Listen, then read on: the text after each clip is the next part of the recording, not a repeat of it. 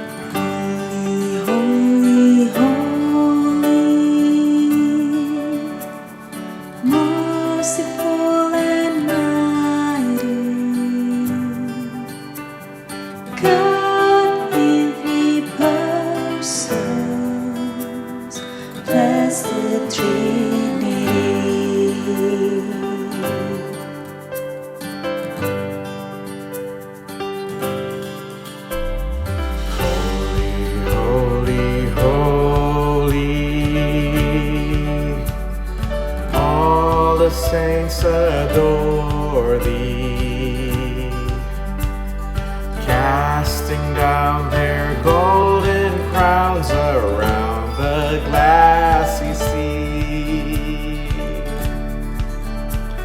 Cherubim and seraphim falling down before Thee, which word and ardent evermore shall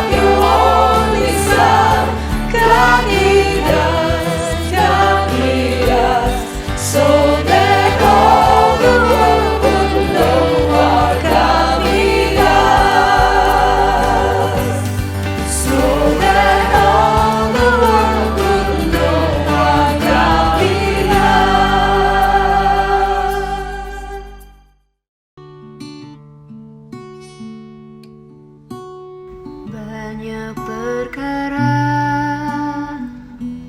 yang tak dapat ku mengerti. Mengapakah harus terjadi di dalam kehidupan ini? Satu perkara yang ku simpan dalam hati, tiada satu pun kan terjadi tanpa Allah peduli. Allah mengerti, Allah peduli segala persoalan yang kita hadapi.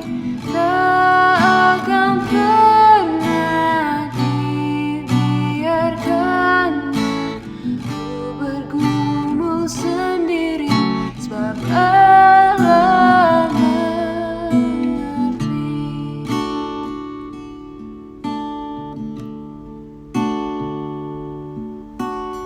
Banyak perkara yang tak dapat ku mengerti. Mengapakah harus terjadi di dalam kehidupan ini? Satu perkara yang ku simpan dalam hati, tiada satu pun kan terjadi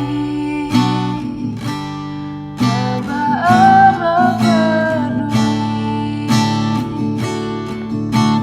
Allah mengerti, Allah peduli segala persoalan yang kita hadapi.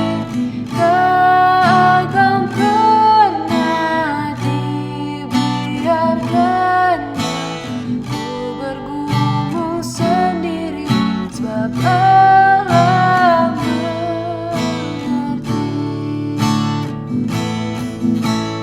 Allah mengerti, Allah peduli segala persoalan yang kita hadapi. Tak akan pernah dibiarkannya ku bergumul sendiri, sebab Allah mengerti. Tak akan pernah dibiarkannya ku bergumul sendiri, sebab Allah mengerti.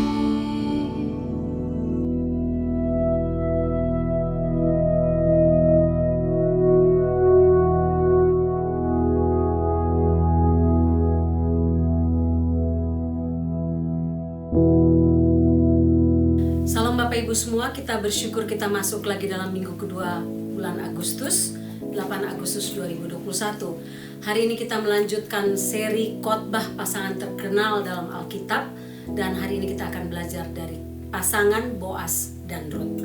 Mari kita berdoa. Bapa dalam surga, kami bersyukur karena Engkau memberi inspirasi untuk menulis Alkitab dan memasang keluarga Boas dan Rut sebagai pasangan yang patut menjadi teladan untuk kami semua. Bagaimana mereka dipertemukan, bagaimana mereka berkeluarga, dan bagaimana kelanjutan keluarga mereka. Hamba berdoa supaya kebenaran firman Tuhan yang sudah menjadi berkat untuk hamba ini dapat menjadi berkat untuk semua Bapak Ibu yang mendengarkan firman Tuhan hari ini. Dalam nama Tuhan Yesus. Amin. Kita baca kitab Rut pasal 1-4, tapi tidak semua tentu kita akan baca. Hari ini kita akan baca pasal 4 ayat 13-17, demikian firman Tuhan. Lalu Boas mengambil Rut dan perempuan itu menjadi istrinya, dan dihampirinyalah dia. Maka atas karunia Tuhan, perempuan itu mengandung, lalu melahirkan seorang anak laki-laki. Sebab itu perempuan-perempuan berkata kepada Naomi, "Terpujilah Tuhan yang telah rela menolong engkau pada hari ini dengan seorang penebus. Termasyurlah kiranya nama anak itu di Israel, dan dialah yang akan menyegarkan jiwamu dan memelihara engkau pada waktu rambutmu telah putih, sebab menantumu yang mengasihi engkau telah melahirkannya, perempuan yang lebih berharga bagimu dari 7 anak laki-laki." Dan Naomi mengambil anak itu serta meletakkannya pada pangkuannya, dan dialah yang mengasuhnya. Dan tetangga-tetangga perempuan memberi nama kepada anak itu, katanya, "Pada Naomi telah lahir seorang anak laki-laki." Lalu mereka menyebutkan namanya Obed. Dialah ayah Isai, ayah Daud. Bapak Ibu bicara soal kisah cinta yang terkenal di dunia, maka di dunia barat orang akan mengenal pasangan yang terkenal yang bernama Romeo and Juliet. Di kebudayaan Cina kita akan mengenal Sampek dan Engtai. Di kebudayaan Indonesia kita akan mengenal kisah cinta Siti Nurbaya dan Samsul Bahri, karangan Mara Lusli. Dan Bapak Ibu, dalam karya keselamatan, dalam Alkitab, dalam karya keselamatan Allah, kita mengenal kisah cinta Boas dan Rut yang seringkali menjadi sumber inspirasi bagi para penceramah, para pengkhotbah, untuk para pemuda mencari jodoh, bagaimana caranya mencari jodoh ala Boas dan Rut. Bapak Ibu, kalau kisah Romeo dan Juliet berakhir dengan kematian yang tragis, demikian juga dengan kisah Sampek dan Engtai berakhir dengan diserapnya mereka ke dalam kubur. Bahkan kisah asmara Siti Nurbaya juga berakhir tragis. Kisah Rut dan Boas ini sebaliknya. Kisah Rut dan Boas ini berakhir happy ending, seperti cerita Cinderella. Sedikit kisah atau sedikit latar belakang Rut dan Boas. Bagian ini ada dalam sepanjang kitab Rut pasal 1-4. Kitab ini menceritakan tentang kisah sepasang suami istri yang bernama Naomi dan Elimelek suaminya. Pada waktu itu ada kelaparan besar yang terjadi di Israel, sehingga Naomi dan Elimelek beserta kedua anaknya Mahlon dan Kilion, mereka lari meninggalkan Israel dan pergi ke tanah Moab. Moab ini adalah, boleh dikatakan, negara atau bangsa yang merupakan musuh bebuyutan dari Israel. Waktu mereka sampai di sana, maka Mahlon dan Kilion menikah dengan Orpa dan Rut. Singkat cerita, Elimelek beberapa tahun kemudian meninggal dan diikuti oleh Mahlon dan Kilion. Mereka semuanya meninggal. Ketiga laki-laki yang dimiliki oleh Naomi. Dan ketika dia mendengar bahwa Israel sudah pulih kembali, Naomi berencana untuk pulang kembali ke Israel. Ketika dia berencana untuk pulang, Orpa dan Rut, anak mantu dia, dua-duanya mendesak dia untuk ikut pulang ke Israel. Tapi sesudah perbincangan yang panjang, akhirnya Naomi berhasil membuat Orpa untuk tinggal tetap di Moab. Tapi Rut tetap memilih untuk mengikut Naomi ke Israel. Sehingga peristiwa ini sampai kepada titik di mana Rut dan Naomi pulang ke Israel kembali, dan Naomi berkata kepada orang-orang di kota itu untuk menyebutnya Mara, karena dia telah mengalami begitu banyak kepahitan selama dia tinggal di Moab. Bapak Ibu, namun kisah Naomi tidak berakhir sampai di situ. Kisah Naomi dilanjutkan oleh kisah Boas dan Rut yang mengalami happy ending. Kisah cintanya mereka berakhir dengan happy ending dan menjadi inspirasi bagi banyak pasangan muda yang sedang mencari jodoh. Kalau begitu, mari kita melihat apa saja keistimewaan pasangan Boas dan Rut ini. Paling tidak saya melihat ada 3 keistimewaan pasangan ini yang boleh menjadi inspirasi bagi kaum muda yang sedang mencari jodoh, tapi juga menjadi inspirasi bagi kita yang telah menikah dan telah berumah tangga sekian tahun. Yang pertama, mari kita belajar tentang dasar pernikahan Rut dan Boas. Ada 2 aspek atau 2 hal yang menarik dalam dasar pernikahan Boas dan Rut yang patut diteladani. Yang pertama, iman mereka. Sangat menarik bahwa Rut dan Boas ini berasal dari latar belakang bangsa yang berbeda. Satu dari bangsa Israel, satu dari bangsa Moab, dari budaya yang berbeda, dari iman yang berbeda. Bapak Ibu bisa bayangkan, Boas berasal dari keluarga Israel yang sungguh-sungguh takut Tuhan, yang mengenal dan dididik dalam pendidikan sejak kecil untuk mengenal Allah Yahweh. Sedangkan Rut tinggal dan besar dilahirkan di tengah-tengah bangsa Moab. Kalau Bapak Ibu tahu, bangsa Moab ini adalah bangsa yang merupakan hasil hubungan seksual yang tidak normal antara Lot, waktu Lot dan anak-anaknya lari ketika Sodom dan Gomora dibakar. Mereka lari ke pegunungan dan tinggal di gua. Di sanalah Lot, putri sulung Lot berhubungan seksual dengan ayahnya sehingga menghasilkan keturunan yang disebut Moab.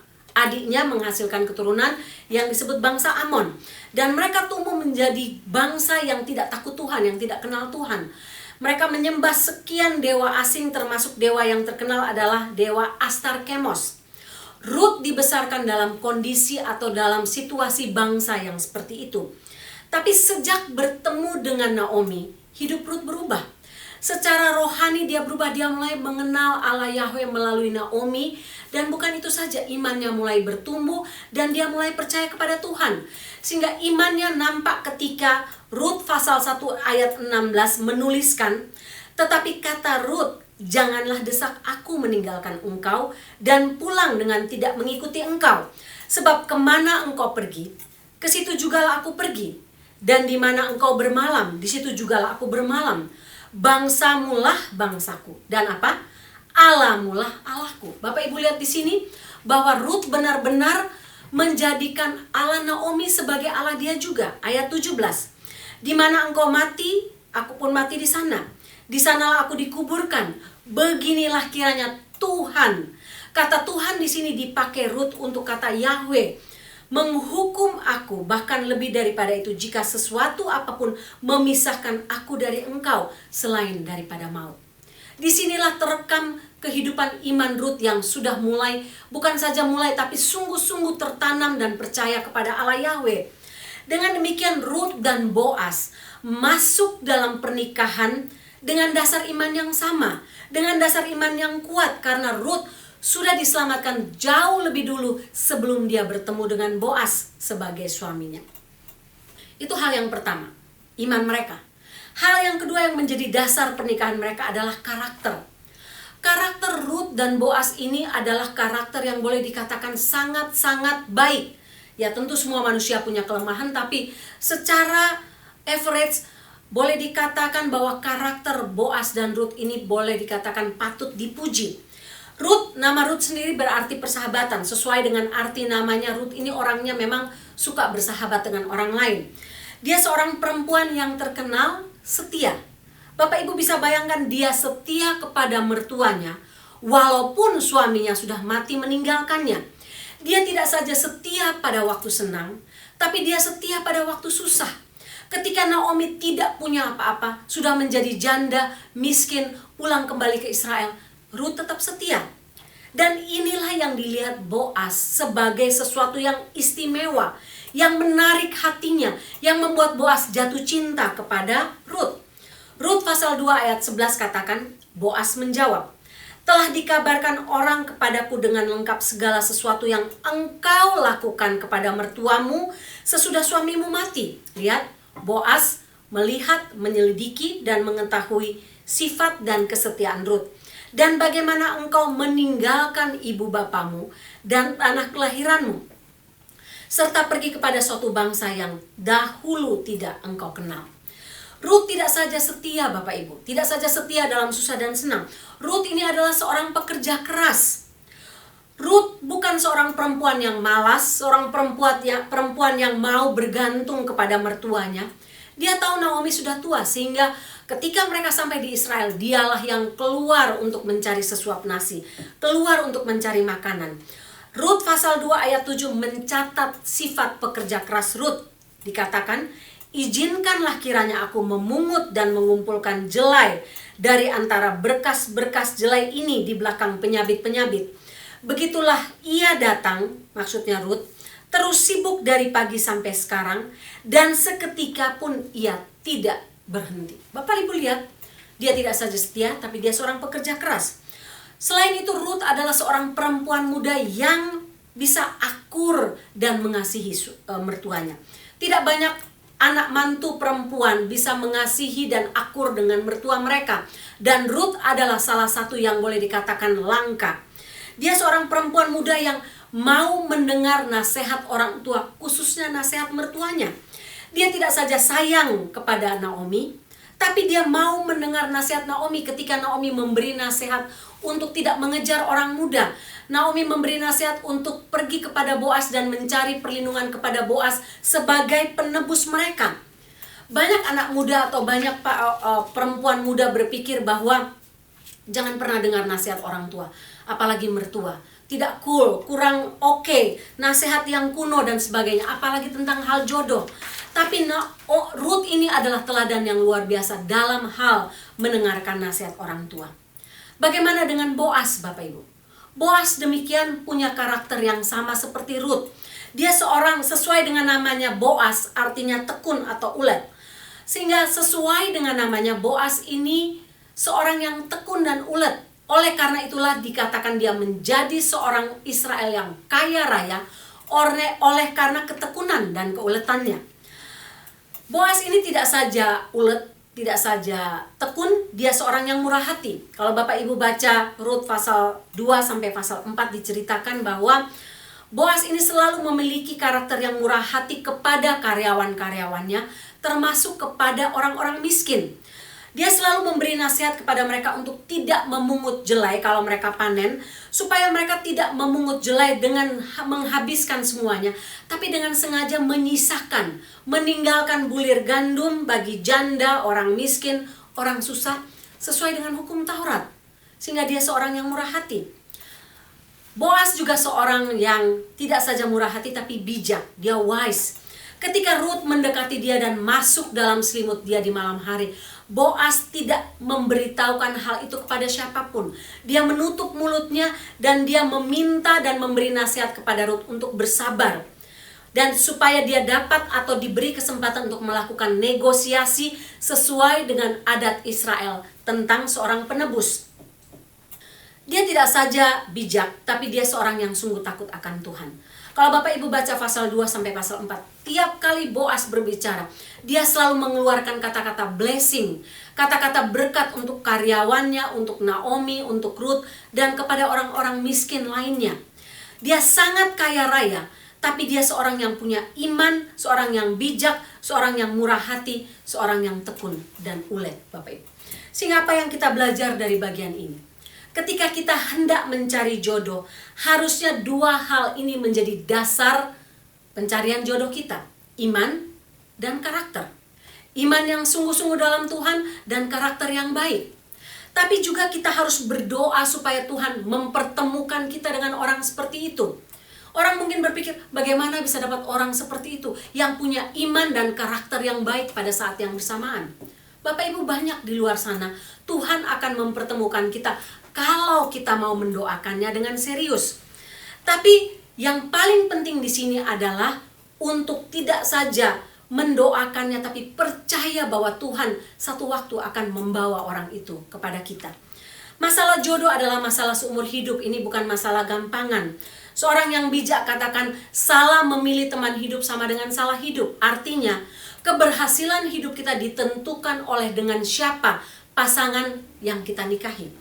Kalau pasangan yang kita nikahi ini baik, berkarakter baik, punya iman yang baik dan kuat, maka paling tidak 50% hidup kita akan berhasil.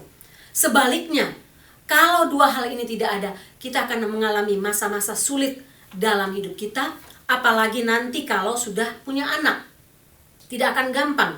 Sehingga seriuslah dalam menggumuli masalah teman hidup, khususnya untuk mereka yang sedang mendoakan teman hidup. Karena sekali lagi, masalah teman hidup adalah masalah seumur hidup.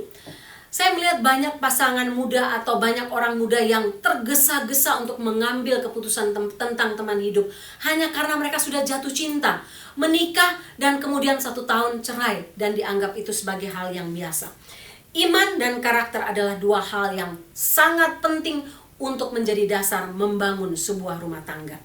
Yang kedua, apa hal istimewa yang kita belajar dari pasangan Boas dan Ruth? Ruth dan Boas adalah contoh pasangan yang jatuh cinta secara tulus. Mengapa saya katakan mereka jatuh cinta secara tulus, Bapak Ibu? Bapak Ibu tahu semua laki-laki dalam dunia diciptakan Tuhan dengan kelebihan dan kekurangan pada mata mereka. Ketika mereka melihat perempuan, mereka segera akan jatuh cinta kepada perempuan yang cantik secara fisik. Dan itu normal, itu alamiah. Itu sesuatu yang diciptakan Tuhan untuk semua laki-laki. Tidak ada yang salah dengan hal itu. Tapi lihatlah Boas. Boas ketika dia bertemu dengan Ruth, dia jatuh cinta kepada Ruth, kepada seorang perempuan yang tidak pernah dicatat dalam Alkitab sebagai perempuan yang cantik secara fisik. Alkitab tidak mencatat Ruth di ayat manapun kalau dia cantik secara fisik, seperti ketika Alkitab mencatat kecantikan Sarah, Rachel, Ribka, Tamar, Kesha, dan sebagainya. Dan kebanyakan ahli teologi katakan bahwa kemungkinan besar karena Ruth ini berasal dari bangsa Moab, tidak banyak perempuan Moab yang cantik. Dan kalau perempuan Israel, mereka selalu kebanyakan mereka perempuan-perempuan yang cantik. Dan karena dia banyak bekerja di ladang, sehingga secara fisik kemungkinan Ruth ini tidak menarik. Ada orang katakan perempuan itu hanya dibedakan, kecantikannya hanya dibedakan dengan kekayaannya. Kalau dia kaya, dia bisa menjadi cantik karena bisa pakai baju bagus, perhiasan bagus, perawatan kulit dan sebagainya. Seperti Bapak Ibu bisa lihat gambar ini, before and after. Yang before ini karena belum punya uang masih jelek, tapi sesudah after, sesudah direnovasi karena punya uang dan sebagainya, jadi bagus sekali. Nah, kira-kira seperti itu Bapak Ibu. Boas tidak melihat kecantikan secara fisik. Kalau Bapak Ibu mau lihat siapa Boas, Pasal 2 ayat 1 katakan Boas adalah seorang yang kaya raya. Dengan kekayaannya Boas bisa mencari perempuan-perempuan Israel yang terkenal cantik, mencari perempuan-perempuan muda, dan dengan berbagai persyaratan yang diinginkan oleh seorang kaya. Tapi tidak demikian dengan Boas. Dia bijak. Dia melihat jauh ke kedalaman hati Ruth. Dia melihat kedalaman hati Ruth sebagai kecantikan batinnya, dan itu yang dikejarnya. Kecantikan iman dan karakternya jauh lebih penting dari apapun. Kecantikan jasmani, kecantikan fisik satu waktu bisa memudar Bapak Ibu, bisa hilang. Kalau kita tua bisa hilang dan memudar.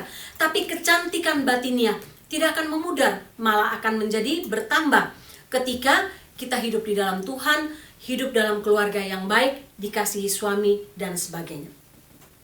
Bapak Ibu pernah baca kisah tentang Turia Pitt dan Michael Hoskin. Ini cerita yang sangat terkenal. Turia Pitt ini adalah seorang mining engineer dari Australia yang pada waktu itu hidupnya biasa-biasa saja sampai dia ikut lomba lari maraton 100 km. Pada waktu dia sedang lomba lari, tiba-tiba terjadi kebakaran hutan, dan kebakaran itu dibawa angin kena di tubuh dari Turia Pitt ini. 65% tubuhnya terbakar Bapak Ibu, sehingga 7 jari dia hilang. Dia harus menjalani 200 kali operasi untuk memperbaiki bagian-bagian tubuhnya dan melewati 2 tahun recovery. Pacarnya Michael Hoskin merawat dia di rumah sakit selama 2 tahun dan bahkan tidak putus harap dia melamar Turia Pitt di rumah sakit ketika sedang merawatnya, bahkan menikahinya. Ketika orang menanyakan bagaimana kamu bisa menikah dengan perempuan yang sudah begitu jelek, Bapak Ibu bisa lihat gambarnya. Turia Pitt benar-benar seperti monster mukanya. Tapi Michael Hoskin tetap memilih untuk menikahinya, dan dia katakan, saya tidak menikah dengan wajahnya saja. Saya menikah karena karakternya yang baik dan hebat. Bapak Ibu, dari sisi Ruth dikatakan masih sangat muda. Umur Ruth pada waktu itu baru dikatakan usianya 40 tahun. Sementara Boas sudah 80 tahun. Jarak usia 40 tahun Bapak Ibu. Seharusnya Ruth bisa mencari laki-laki muda, laki-laki yang lebih kuat secara fisik, yang bisa mencari nafkah dan sebagainya. Banyak orang katakan, oh mungkin dia gold digger. Dia seorang yang melihat Boas mau menikah dengan Boas karena kekayaannya. Tapi saya percaya tidak. Ruth tidak tidak melihat Boas karena kekayaannya, tapi Ruth memilih Boas oleh karena karakternya, kemurahan hatinya, kebaikannya, simpatinya, dan rasa takut akan Tuhan yang dilihat Ruth tiap-tiap hari selama mereka bekerja di ladang. Sehingga Bapak Ibu, inilah bagian kedua yang perlu kita belajar. Ketika kita mengasihi atau memilih, memutuskan untuk jatuh cinta pada seseorang, kita jatuh cinta secara tulus tanpa melihat A, B, C, melihat fisiknya, melihat kecantikannya, melihat tubuhnya, melihat kekayaannya dan sebagainya. Tidak. Tapi ketika kita jatuh cinta secara tulus, maka Tuhan akan memberkati pernikahan yang seperti ini.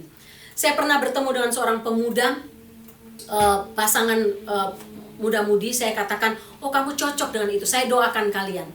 Lalu perempuan katakan kepada saya, enggak Bu, saya enggak akan mau menikah sama dia. Kenapa? Karena dia miskin, dia tidak punya apa-apa. Dia juga tidak setampan orang lain yang naksir saya. Beberapa tahun kemudian pemudi ini kembali lagi kepada saya dan dia katakan dia putus dengan pacarnya oleh karena pacarnya yang ganteng dan kaya tadi meninggalkannya demi perempuan lain. Dia berusaha untuk kembali kepada pemuda tadi, tapi pemuda tadi sudah memilih seorang perempuan yang lebih sederhana, yang lebih tidak terlalu cantik tapi punya karakter yang baik. Bapak Ibu, jangan pernah mengejar hal-hal fisik, karena sekali lagi semuanya semu dan sementara. Yang ketiga, yang terakhir, belajar sesuatu yang istimewa dari keluarga pasangan Boas dan Ruth ini adalah Allah sering memakai orang atau pasangan yang tidak dipandang oleh dunia ini.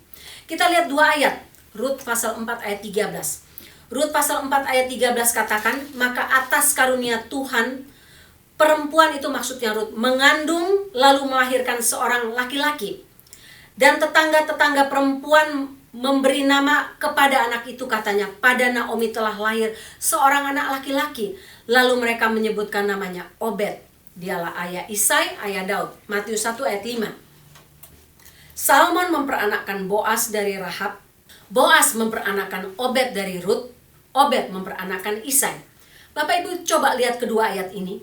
Ruth dan Boas sesudah menikah dikaruniai anak oleh Tuhan. Dan anak itu diberi nama Obed. Obed ini adalah opa dari Daud, raja Israel terbesar sepanjang sejarah Israel, dari zaman dulu sampai saat ini. Raja yang paling dikagumi, raja yang paling besar. Dari Daud inilah kemudian muncullah Yesus Kristus, juru selamat dunia. Oleh karena itu Yesus Kristus selalu disebut Yesus Mesias, anak Daud, yang menyelamatkan kita dari kutuk maut.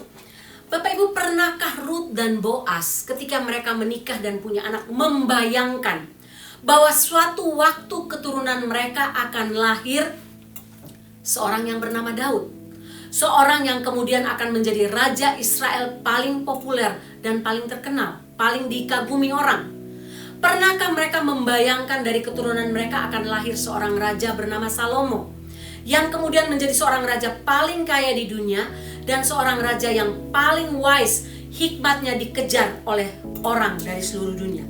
Dan yang paling penting adalah, pernahkah Boas dan Ruth membayangkan bahwa satu waktu dari keturunan mereka akan lahir Mesias, bahwa janji mesianik akan tergenapi melalui keturunan mereka?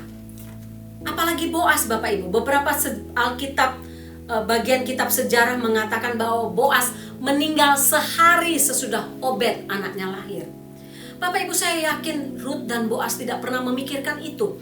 Mereka cuma belajar untuk taat pada panggilan Tuhan, taat pada kehendak Tuhan, taat kepada nasihat dari Naomi sebagai mertuanya. Ketika mereka taat, mereka melihat ada berkat. Bapak Ibu selalu lihat, ketika ada ketaatan, selalu ada berkat. Ketika ada ketidaktaatan, selalu ada kutuk. Itulah yang terjadi dalam hidup pasangan Boas dan Ruth. Saya yakin Ruth dalam pandangan bangsa Israel bukan perempuan yang istimewa. Karena apa? Karena orang Israel tidak pernah menganggap bangsa Moab ini sebagai bangsa yang istimewa. Orang Israel look down, melihat rendah orang Moab. Sebagai perempuan pun, Ruth ini bukan seorang perempuan yang dianggap cantik. Dan lebih daripada itu, dia juga seorang perempuan yang miskin, janda lagi. Dia datang dengan Naomi masuk ke Israel dalam keadaan sebagai janda, miskin, tidak punya kecantikan secara fisik dan sebagainya. Datang dari bangsa yang tidak dianggap juga. Tapi dari orang seperti inilah, dari bangsa kafir inilah, Allah mengizinkan silsilah mesianik lahir dari seorang perempuan yang tidak dianggap oleh dunia ini. Itulah Ruth. Bahkan para teman, tetangga, kerabat Naomi mengatakan bahwa Ruth adalah berkat besar bagi Naomi dan bagi keluarga mereka.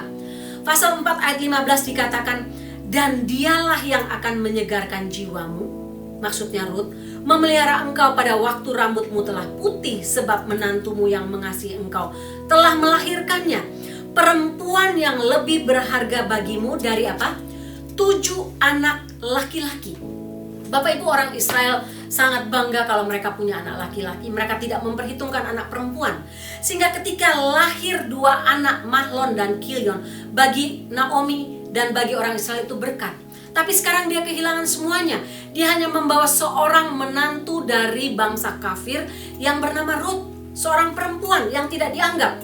Tapi para tetangganya mengatakan Ruth ini lebih berharga dari 7 anak laki-laki. Kalau Bapak Ibu baca berita dunia minggu lalu, ditemukan sebuah batu yang sangat berharga.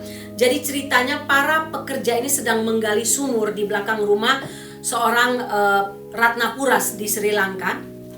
Tiba-tiba waktu mereka menggali sumur, mereka menemukan sebuah batu besar yang beratnya itu 2,5 juta karat batu safir, Bapak Ibu. Di batu safir ini saking besarnya, paling besar sepanjang sejarah dunia, diberi nama Serendipity Safir. Panjangnya 39 inches, lebarnya 28 inches, yang didapatkan di belakang rumah Ratnapura di Sri Lanka. Harga batu ini berapa Bapak Ibu? 100 million US dollar. Ketika mereka menemukan batu ini, sumur itu sudah tidak dianggap apa-apa lagi oleh mereka. Kira-kira seperti itulah gambarannya antara Naomi dan Ruth. Dia mendapatkan Ruth ini lebih berharga dari 7 anak laki-laki. Bapak Ibu, seringkali Tuhan memakai orang-orang yang tidak dianggap oleh dunia ini untuk menjadi sesuatu yang dipakai Tuhan bagi pekerjaan Tuhan. Pekerjaan Tuhan yang hebat dan besar.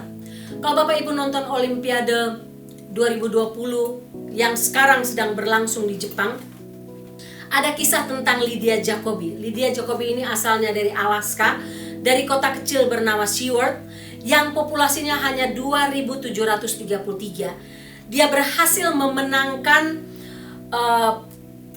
perenang gaya dada 100 meter putri, mendapatkan medali emas. Ketika dia ditanya, dia di interview, dia katakan, banyak perenang terkenal berasal dari klub besar yang hebat.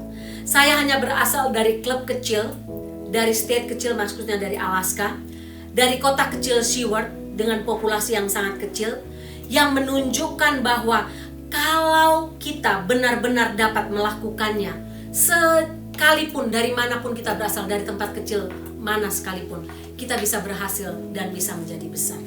Bapak Ibu, apa yang kita belajar dari bagian yang terakhir ini? Jangan pernah menganggap diri kita rendah atau tidak berarti. Karena Tuhan dapat memakai kita sebagai pribadi atau sebagai pasangan untuk menjadi alatnya sepanjang kita mau hidup dalam ketaatan kepadanya. Saya percaya firman Tuhan hari ini menjadi berkat untuk kita, belajar dari pasangan yang luar biasa dipakai Tuhan. Pasangan yang biasa-biasa saja tapi dipakai secara luar biasa oleh Tuhan. Mari kita berdoa.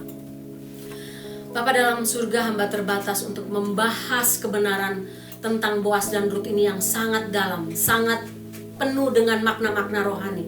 Hamba terbatas untuk membahasnya satu demi satu, tapi hamba percaya kalau firman Tuhan hari ini sudah menjadi berkat untuk hamba, akan juga menjadi berkat untuk semua Bapak Ibu, semua pasangan dalam dunia ini, semua mereka yang sedang bergumul mencari teman hidup.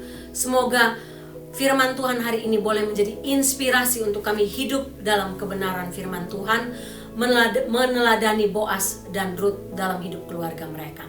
Terima kasih Tuhan. Terpujilah namamu Tuhan. Dalam nama Tuhan Yesus kami berdoa dan bersyukur. Amin.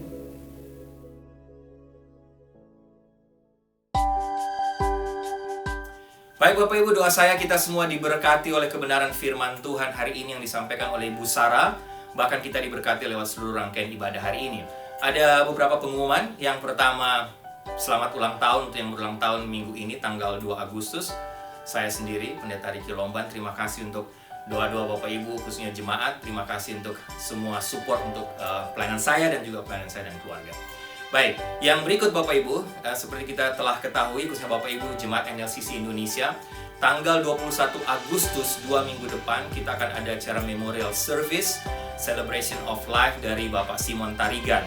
Diharapkan kehadiran Bapak Ibu semua, keluarga Bu Ina, Sarah dan Hana mengundang Bapak Ibu semua hadir. Tanggal 21 Agustus, acara Memorial Service akan diadakan di Worship Center, acara dimulai jam 5 sore. Baik Bapak Ibu Jemaat yang kekasih, tundukkanlah kepalamu, arahkanlah hatimu kepada Tuhan, dan terimalah berkat Tuhan. Anugerah keselamatan dari Tuhan Yesus Kristus, kasih sayang yang tidak berkesudahan dari Allah Bapa, serta penyertaan dari Roh-Nya yang kudus kiranya menyertai engkau sekalian mulai hari ini, sampai Maranatha Tuhan Yesus datang kembali. Haleluya, amin.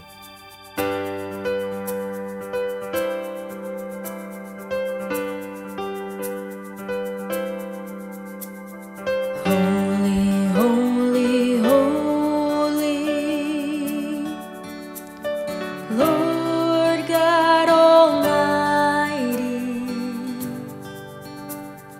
early in the morning our soul shall rise to Thee.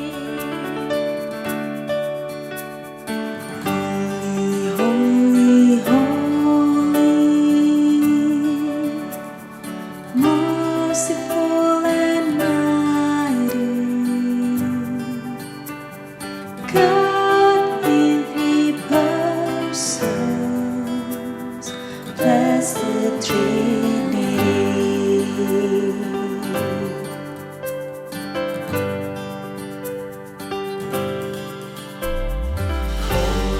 Holy, holy,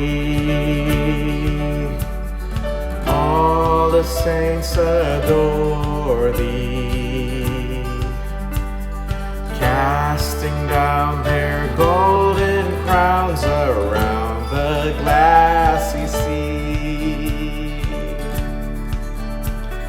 Cherubim and seraphim falling down before Thee, which word and ardent evermore shall be. From the cradle to the cross, God me thou.